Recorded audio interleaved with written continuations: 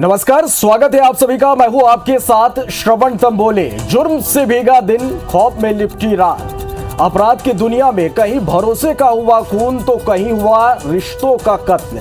कहीं वफा के बदले मिली बेवफाई तो कहीं बदले की आग ने जलाकर खाक कर दिया खुशियों का संसार। वारदात की कुछ ऐसी ही फहरिस्त लेकर हम फिर आए हैं, तो आइए देखते हैं द क्राइम शो।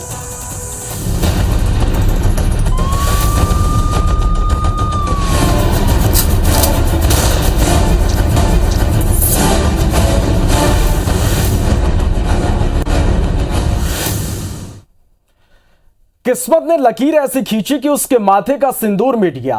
फिर पेट पालने की जद्दोजहद में वो ससुराल से मायके आ गई, लेकिन काम की तलाश और पेट की आग उसे शहर ले आई। शहर में उसकी जिंदगी में आया एक और शख्स। उसकी बेरंग जिंदगी में फिर से रंग भरने लगे, लेकिन एक दिन इस रंग में मिल गया खुद उसी का खून।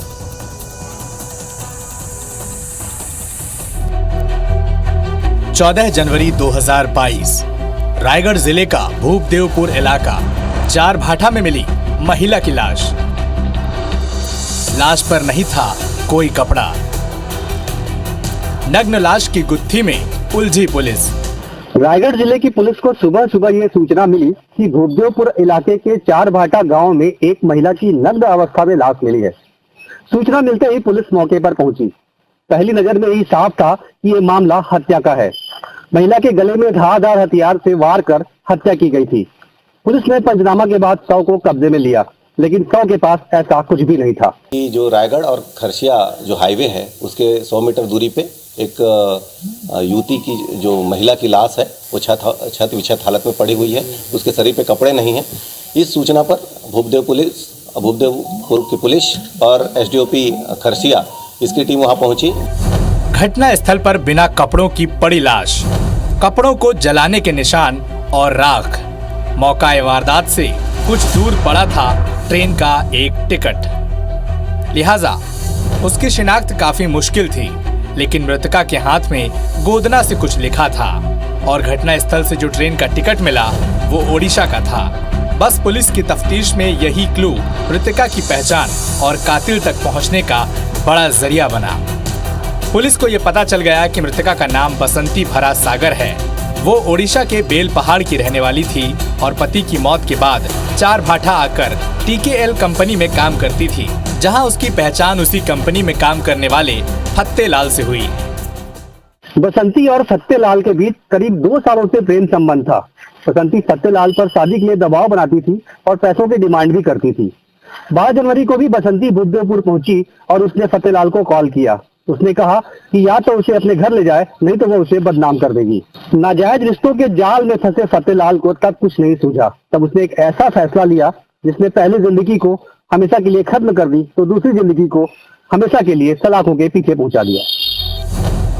12 जनवरी की शाम आरोपी फत्तेलाल से लोहे का धारदार हथियार लेकर निकला और रास्ते में बसंती को लेकर हाईवे की ओर गया, जहां सूनी जगह पर दोनों ने पहले शराब पी। फिर उसके बाद आरोपी ने बसंती को बेरहम मौत दे डाली। हत्या के बाद उसने शव को पैरावट में छिपा दिया, साथ ही उसके कपड़े और बाकी सबूत जलाकर राख कर दिए। सबसे पहले तो युवती की शिनाख्ती के लिए लगी रही और पता चला कि बेल पहाड़ क्षेत्र में रहने वाली एक बसंती भार सागर करके एक महिला है जो विडो है और वहीं पर रहती है। एक TKL कंपनी में काम करती है।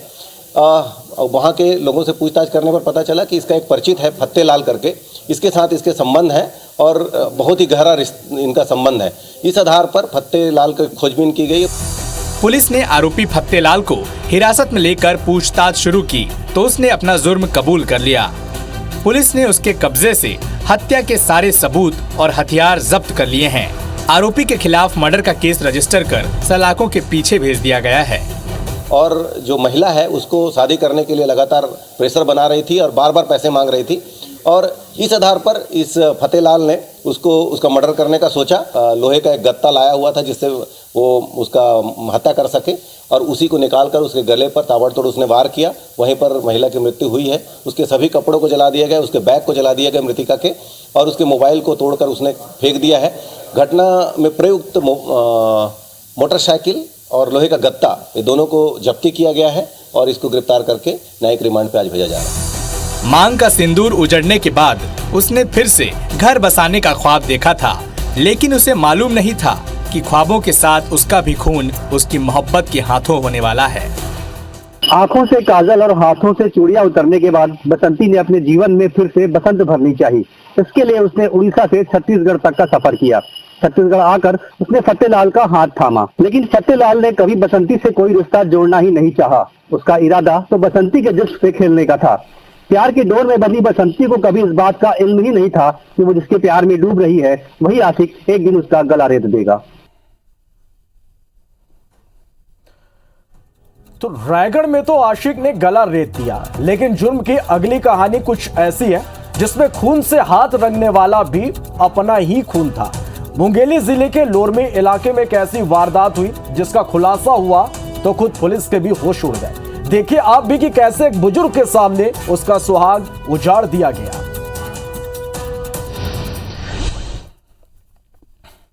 मां झूठ नहीं बोले बेटा, मां ईमान गरीब बता तुम तुझे आ गई थी और मार के गई काजर के मारे तुम्हारे नहीं हो क्या कर तुम बांध ले नहीं देला आंखी ला और सावा खड़े रहे मैं बोला देखे हैं सावा। सुना आपने? शायद ठीक से नहीं सुना होगा, चलिए हम बता देते हैं। 65 साल की इस बुजुर्ग महिला की आंखों में आंसू जम गए हैं। शायद जिस्म का खून भी सूख गया है और रिश्तों के एहसास भी, क्योंकि ये जो बता रही है उसे देखने, सुनने और सहने के लिए बहुत बड़ा कलेजा चाहिए। जी हाँ, ये महिला बता रही है कि उसकी आंखों के सामने उसकी मांग उजाड़ी जा रही थी। उसके सुहाग को उसी के सामने मौत के घाट उतारा गया, मगर वो रो भी न सकी, चीख भी न सकी। मां झूठ नहीं बोले बेटा, मां ईमान गरीब बता तुम तुझे आ गई थी और मार के गई काजर के मारे तुम्हारे नहीं हो क्या कर तुम बांध ले नहीं देला आंखी ला और सावा खड़े रहे मैं बोला देखे हैं सावा। इस बुजुर्ग महिला का नाम मथुरा यादव है, जो मुंगेली जिले के लोरमी इलाके के डिंडोरी गांव की रहने वाली है। 14 जनवरी को मथुरा और उसके 70 साल के पति भगत यादव एक ही कमरे में अलग अलग बिस्तर पर सो रहे थे। अचानक घर की दीवारों में लगी ईंट हटाकर 2 लोग कमरे में दाखिल हुए और भगत यादव के सिर पर धारदार हथियार से वार कर मौत के घाट उतार दिया। ये थाना लोरमी के चौकी चिल्फी क्षेत्र अंतर्गत ग्राम डिंडौरी का मामला है, जहां 14 तारीख को ग्राम कोटवार डिंडौरी के कोटवार द्वारा फोन पर ये सूचना दी गई कि 70 वर्षीय भगत यादव की किसी अज्ञात व्यक्ति द्वारा धारदार वस्तु से मारकर हत्या कर दी गई है। बुजुर्ग की लाश कब्जे में लेकर पुलिस ने जांच शुरू की। पुलिस को ये बात अजीब लगी कि महिला घर में उसी कमरे में सो रही थी और बाजू वाली खाट में पति की हत्या हो गई और उसे कुछ भी पता न चला। जब पुलिस ने मथुरा यादव से दोबारा पूछताछ की तो सच सामने आ गया। काजर के मारे तुम्हारे नहीं हो क्या कर तुम वो सलाह झगड़ा हो रही है। 2 साल के बाद तो वो सलाह झगड़ा हो रही है और वहाँ तो वो छड़ ले गए तो झगड़ा हो रही है ना। हाँ मैंने जब फिर वो निकाल वो छड़ ले तो छड़ लगी हम रही वही बात कर। कातिल कोई और नहीं, घर का ही था। मृतक भगत यादव की हत्या उसी के बेटे ने अपने बेटे के साथ मिलकर की है। यानी बुजुर्ग मथुरा की आंखों के सामने उसके पति की हत्या उसके बेटे और पोते ने मिलकर कर दी और वो बेबस चुपचाप देखती रही। उस खूनी रात की पूरी कहानी आरोपियों ने पुलिस को खुद बताई। देखा कि दरवाजा दरवाजा वाला खुला था। उसके बाद अंदर में जो सोए हुए थे वहाँ का भी दरवाजा खुला था। फिर मैं डंडा रखा हुआ था और ये सब्बा रखा हुआ, तो सब्बा में रखा और हाथ से अपने घर से लेके आए। क्या कारण था तुम्हारा? बाटा जिसमें तो मैं दुकान खोला हूँ मैडम, तो उनको नहीं दे रहा था, जबकि मेरा दादाजी है। इंशाल्लाह संपत्ति विवाद ने बाप बेटे को अपने ही खून का कातिल बना दिया। खुशियों के आंगन में खून की लकीरें खींचने के लिए बाप बेटे ने मिलकर पहले मौत का मास्टर प्लान बनाया। इसके लिए उन्होंने रात का वक्त चुना। घर के ईंट की दीवारों को तोड़कर वो घर के अंदर दाखिल हुए, फिर मौत का खूनी खेल खेला। इस दौरान घर पर मौजूद दादी माँ के जाग जाने के बाद उसे भी धमकी दी कि अगर वो अपना मुंह खोली तो उसके माथे पर भी मौत लिख दी जाएगी।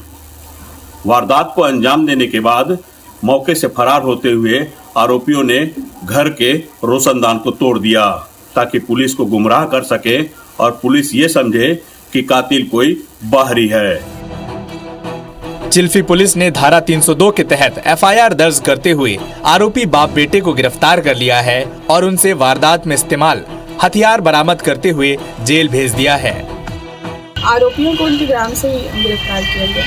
कड़ाई से पूछताछ करने पर उन्होंने कबूला कि उन्होंने योजनाबद्ध तरीके से कैसे हत्या की। हाँ, हत्या की वजह जमीन ही थी, प्रॉपर्टी। छत्तीसगढ़ में खूनी वारदातों के आंकड़े कहते हैं कि कत्ल की करीब आधी वारदात के पीछे जमीन का झगड़ा होता है और कातिल कोई और नहीं अपना ही होता है।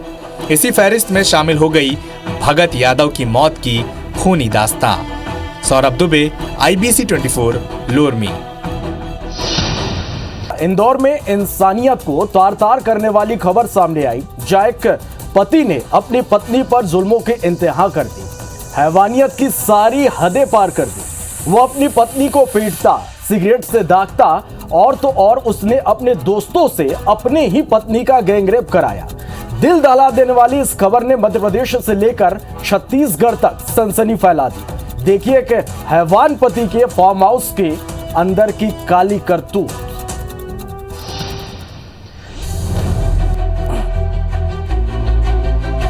गैंगरेप की सनसनीखेज वारदात, मध्य प्रदेश से लेकर छत्तीसगढ़ तक सनसनी। पति ने हैवानियत की हद की पार। इंदौर में हुई दिल दहला देने वाली गैंगरेप की वारदात ने सनसनी फैला दी है। रायपुर की पीड़िता के साथ उसके पति ने ही हैवानियत की सारी हदें पार कर दी। इंदौर के मांगलिया में अपने फार्म हाउस पर पति ने दरिंदगी की इंतहा कर दी। पति राजेश विश्वकर्मा ने महीनों तक अपनी पत्नी को फार्म हाउस में बंधक बनाकर रखा। पढ़ते वक्त के साथ साथ उसका असली चेहरा भी सामने आता गया। वो अय्याश था, वो मानसिक रूप से विकृत भी था। राजेश अपनी पत्नी के साथ हर रोज मारपीट करता, उसके साथ जानवरों सा सलूक करता, सिगरेट से दागता और अपने दोस्तों से ही अपनी पत्नी का बलात्कार करवाता। किसी तरह पीड़िता भागकर अपने गृह जिले बेमेतरा पहुंची तो राजेश ने वहां भी अपने गुंडे भेजे। आखिरकार हिम्मत जुटाकर वो इंदौर पहुंची और थाने में अपने जुल्म की पूरी दास्तां बयां कर दी। पुलिस ने गैंगरेप के सभी आरोपियों को एक एक कर गिरफ्तार कर लिया। हैवानियत से भरे सनसनीखेज गैंगरेप ने मध्य प्रदेश और छत्तीसगढ़ में सनसनी फैला दी है। हालांकि पुलिस ने सभी आरोपियों को सलाखों के पीछे तो पहुंचा दिया है, लेकिन जब पीड़िता ने अपनी आप बीती पुलिस को सुनाई तो सबके रोंगटे खड़े हो गए। घटना से जुड़े हुए जितने भी मामले की हमें साक्ष्य चाहिए थे वो सारे साक्ष्य हमारे पास हैं, लेकिन अगर कोई नया तथ्य हमारे सामने आएगा तो ज़रूरी उसे भी हम शामिल करेंगे और उसमें भी जो कार्रवाई बनेगी, ये मैं स्पष्ट कर देना चाहता हूं कि इस तरह के मामलों में हमारा 0 टॉलरेंस की पॉलिसी है। इस जघन्य अपराध के सामने आने के बाद जिला प्रशासन ने भी सक्रियता दिखाई और राजेश विश्वकर्मा के फार्म हाउस को जमींदोज कर दिया। फार्म हाउस से पुलिस को कई ऐसी आपत्तिजनक चीजें मिली हैं जो साबित करती हैं कि किस तरह से पीड़िता के साथ हैवानियत की गई। प्रशासन का दावा है कि ऐसे अपराधियों को सबक सिखाने के लिए 0 टॉलरेंस पर कार्रवाई की जा रही है। राजेश की उज्जैन जिले के नागदा में भी संपत्ति मिली है, जिसकी जानकारी निकाली जा रही है। साथ ही पुलिस को आशंका है कि राजेश ने और भी कई युवतियों को अपना शिकार बनाया है। वहीं पुलिस ने आरोपी की ऑडी कार को भी जब्त किया है, जिसमें 3 से 4 पेन ड्राइव मिली है, जिन्हें फॉरेंसिक जांच के लिए भेजा गया है। अय्याशी का अड्डा आरोपी का फार्म हाउस पुलिस ने जमींदोज तो कर दिया है, लेकिन पुलिस को यहाँ पर ऐसे सबूत मिले हैं जो बताते हैं कि किस तरीके से पीड़िता के ऊपर अत्याचार किया गया। इसके अलावा पुलिस को ये भी आशंका है कि केवल छत्तीसगढ़ की पीड़िता ही नहीं बल्कि कोई और भी ऐसी युवतियाँ हो सकती हैं जिनके साथ इस फार्म हाउस में कई अनैतिक कार्य हुए हैं। शुरुआत में ही अपना सर्चिंग और सारे काम कर लिए हैं और जो एविडेंस हमें चालानी साक्ष्य में चाहिए थे वो सारे हमारे पास अभी हैं। तो चालान लगाने में हमारी बिल्कुल देरी नहीं होगी। लेकिन अगर कोई और चीज़ हमारे सामने आ जाती है, कोई और नया तथ्य सामने आ जाता है, तो उस नए तथ्य के लिए ज़रूर हमारी विवेचना खुली रहेगी। जिस तरह की करतूत एक पति होकर राजेश ने की है वो वाकई में हैरान करने वाली है। आखिर कैसे कोई पति अपनी पत्नी के साथ ऐसी दरिंदगी कर सकता है। अब वो सलाखों के पीछे है, उसे कड़ी से कड़ी सजा मिलनी चाहिए। वहीं अभी और भी खुलासे होने की उम्मीद है। दीपक यादव, IBC 24, इंदौर। बात उस बदले की जिसने डकैती जैसी वारदात करा दी। जी हां, बिलासपुर के दर्री घाट में 13 जनवरी को कांग्रेस के जिला सचिव टाकेश्वर पाटले के घर डकैती हुई थी। 7 डकैतों ने बंदूक और चाकू की नोक पर 2.5 लाख नगद और 3 लाख के गहने लूटे थे। करीब 1000 सीसीटीवी कैमरे की तस्वीर और कॉल डिटेल खंगालने के बाद पुलिस जब डकैतों तक पहुंची तो हैरान रह गई, क्योंकि बदला लेने के लिए यह डकैती एक अंतर्राज्यीय गिरोह के साथ मिलकर कराई गई थी।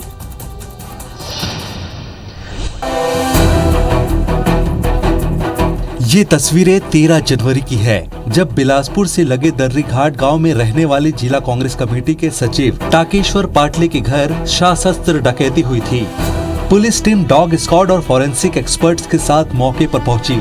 मौका मुआयना हुआ और जांच शुरू हुई, लेकिन एक हफ्ते तक पुलिस की तफ्तीश उलझी रही।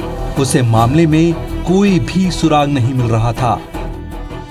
13 तारीख को मस्तूरी क्षेत्र में जो 7 डकैतों द्वारा घटना को अंजाम दिया गया था, उसमें से आज प्रकरण में हम लोगों ने 4 आरोपियों को गिरफ्तार किया है। इसमें 2017 के एक मामले में जो लोकल एक व्यक्ति है अजय ध्रुव, जो कि लावर का रहने वाला है, उसका प्रार्थी से एक पुराना विवाद था, जिसकी वजह से ये अजय ध्रुव जेल भी गया था।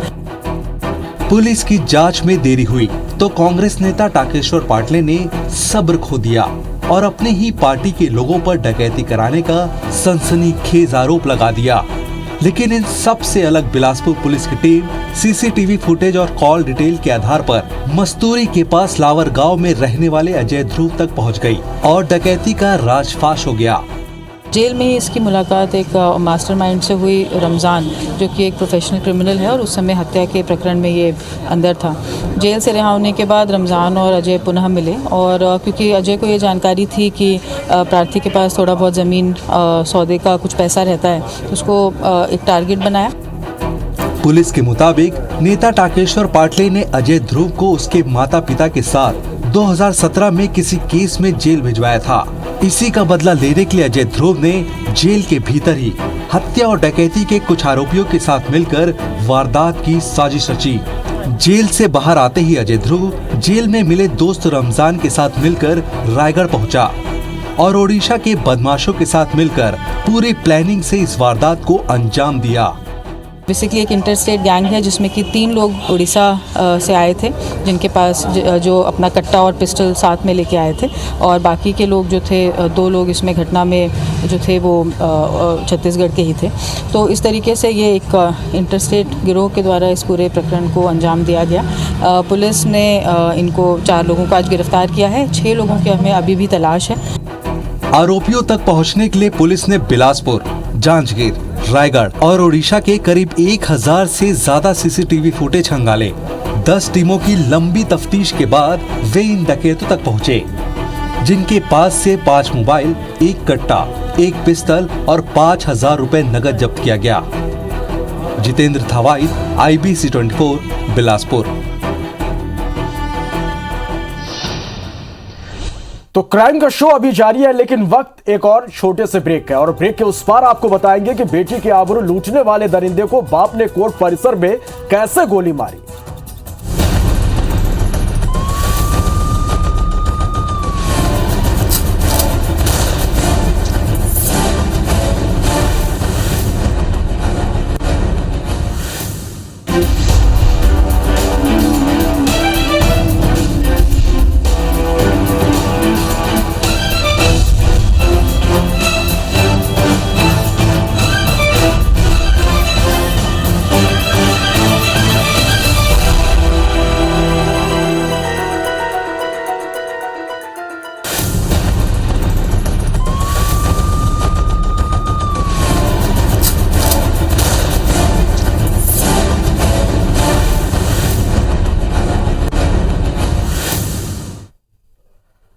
चलिए और अब बात उस बेबस बाप की जिसकी बेटी के साथ हुए जुर्म ने उससे भी गुनहगार बना दिया। जी हां, ये सनसनीखेज वारदात यूपी के गोरखपुर की है, जहां रहने वाली मासूम लड़की की आबरू एक दरिंदे ने लूट ली। रिपोर्ट पर पुलिस ने एफआईआर दर्ज करते हुए बिहार में रहने वाले आरोपी को गिरफ्तार भी कर लिया।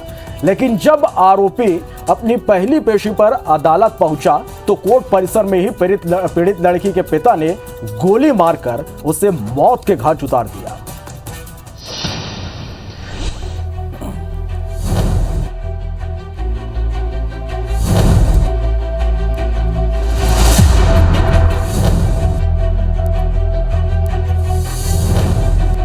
खून से सनी मिट्टी और हंगामे की ये तस्वीरें उत्तर प्रदेश के गोरखपुर स्थित कोर्ट परिसर की है, जहां एक खूनी वारदात हुई है। दीवानी कचहरी के गेट के पास 21 जनवरी 2022 की दोपहर 1:15 पर 30 साल के दिलशाद हुसैन की गोली मारकर हत्या कर दी गई। दिलशाद हुसैन मुजफ्फरपुर बिहार के सकरा थाना क्षेत्र में विधिपुर का रहने वाला था। नाबालिग लड़की से रेप के आरोप में जमानत पर रिहा हुए दिलशाद हुसैन के केस की पहली तारीख थी। दिलशाद हुसैन ने अपने वकील को फोन किया, लेकिन वकील आकर उससे मिल पाता इससे पहले पीड़ित लड़की के पिता की नजर उस पर पड़ गई। प्रत्यक्षदर्शियों के अनुसार लड़की के पिता ने उसे देखते ही गोली चला दी, लेकिन पहली गोली मिस कर गई तो दिलशाद भागने लगा। इसके बाद लड़की के पिता ने उसे दौड़ाकर पीछे से गोली मार दी। दिन दहाड़े सबके सामने हुई इस वारदात से पूरे इलाके में दहशत फैल गई है।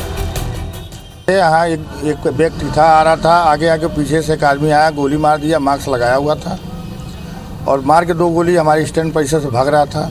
उसको दौड़ाया गया, पुलिस प्रशासन की मदद लेकर के उसको पकड़ा गया। हरिओम में पकड़ाया है, उसका पिस्टल बरामद हो गया। उसको पुलिस ले गई 1 कैंट। एक ही था हमला और पिस्टल लहराते हुए भग रहा था। दिलशाद हुसैन नामक व्यक्ति की हत्या होने की सूचना मिली है, जिस पर पुलिस ने तुरंत रिएक्ट करते हुए जनता के सहयोग से और स्थानीय वकीलों के सहयोग से उसको गिरफ्तार कर लिया है और वेपन भी बरामद हो गया है।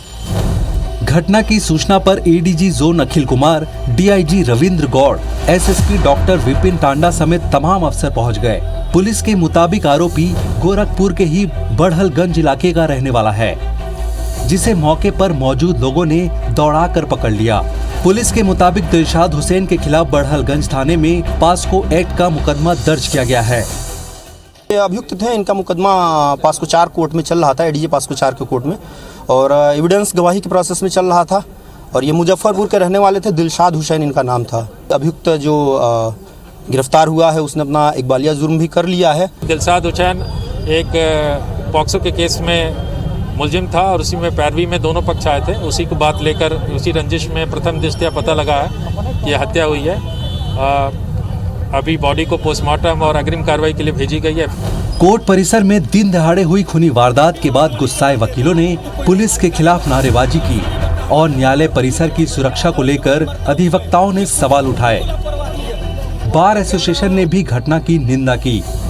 किसी भी जुर्म की सजा देने का हक सिर्फ कानून को है, लेकिन लड़की के पिता ने अपनी बेटी को मिले दर्द का ऐसा खूनी बदला लिया कि सोशल मीडिया में लोग उसे बलात्कार पीड़ित बेटी के लिए एक बाप का इंसाफ बता रहे हैं। Bureau report, IBC 24। तो द क्राइम शो में आज बस इतना ही, लेकिन अपराध की दुनिया की ऐसी खबरें लेकर हम आएंगे हर रविवार। लेकिन देश दुनिया की तमाम खबरों के लिए आप बने रहिए और देखते रहिए IBC 24। नमस्कार।